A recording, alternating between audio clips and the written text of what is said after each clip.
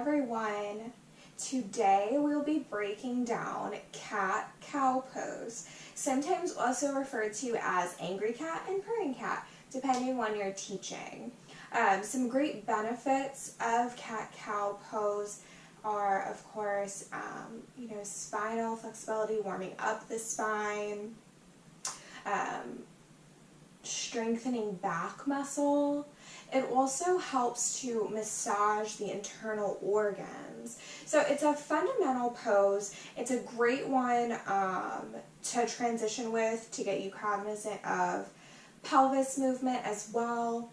But it also is a great pose to incorporate as a warm-up pose prior to, say, back bends or a lot of spinal or abdominal movement.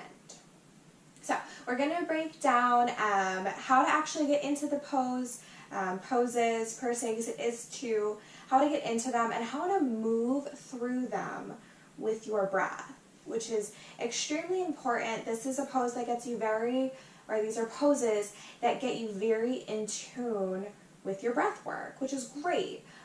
Great practice with the asana and the prana working together. So we're going to start in tabletop pose.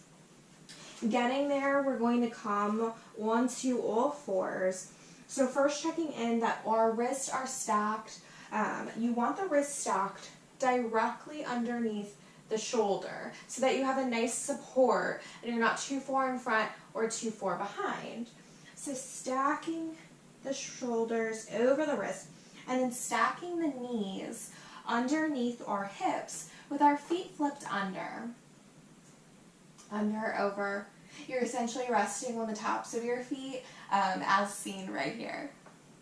So first, getting comfortable here in tabletop pose. So we want a neutral spine here. We don't want to be, tilting the pelvis too much one way or another, but finding a nice, comfortable, flat back here. Our head should be in line with our spine, and we should feel comfortable here. Bringing our navel in towards the spine, not super clenching or anything like that, just being cognizant of it. And then we're going to start with our cat, or our purring cat pertaining. And this would be where we would drop our belly, so almost pushing it towards the ground, and we're pulling our chest through the arms, so almost raking the heels of the palm back a little bit as you gaze upward, and the movement is in our pelvis. So if you watch me here, coming from tabletop pose, I'm going to tilt the pelvis, pushing the hips backwards, tilting the pelvis, sticking the booty out, dropping the belly, lifting the chest. And you would do this on the inhale. And then to get to angry cat or cow pose, we are actually going to tilt the pelvis the opposite direction, tucking the pelvis, rounding the back, and we are pushing away from the mat, bringing our navel all the way to the spine, and without forcing it, the head should naturally begin to tuck. Feeling this push, feeling the rounding of the spine. So once again, let's make our way to purring cat or to cat pose. So taking an inhale, dropping the belly, lifting the chest, tilting the pelvis outward, tilting it back. And then making our way to angry cat. Exhaling, pushing away from the mat, tilting the pelvis under, navel into spine. So feel that movement now. Go ahead and move through it with your breath. Inhale, dropping the belly, lifting the chest. Exhale, rounding the back, pushing away from the mat, tucking the pelvis under. Inhale. Exhale. Inhale. Exhale.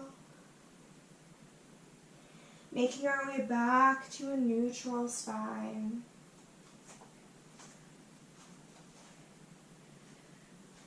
So I like to refer to this pose as cat-cow. It's a little confusing with the angry cat, purring cat.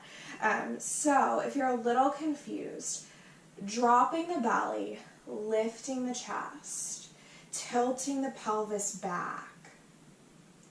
And then on the exhale, you're rounding the spine, pushing away from your mat, and tucking the pelvis under.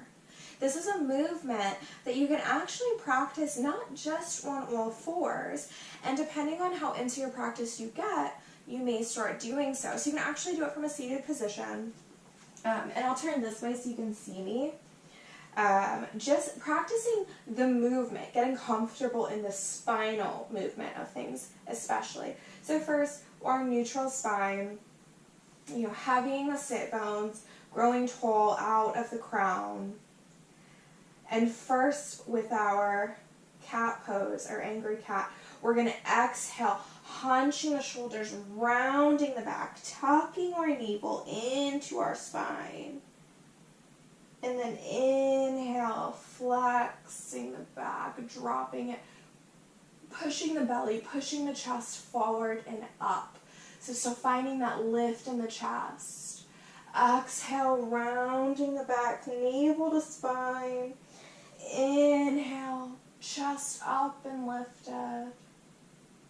Back to a neutral spine.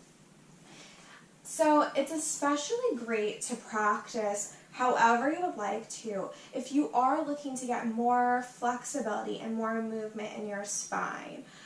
Like I said, if you're going to be practicing with a lot of back bends, I highly recommend practicing cat-cow for probably about 10 to 20 breaths till you really feel warm in the spine. Hi, Coco. Warm in the spine and comfortable with that movement. It's never a video without an appearance from Coco, who's very good at yoga poses. So thank you so much for joining me today for breaking down cat-cow pose. If there's a pose that you would like to see broken down that we haven't yet touched one in this series, please go ahead, comment below, let me know. Let me know how you're feeling in your cat-cow as well. I would love to hear if you're feeling more comfortable now practicing the pose. Please subscribe to the channel. You will receive notifications with new postings. Fun ones of Coco. And thank you so much for joining me today.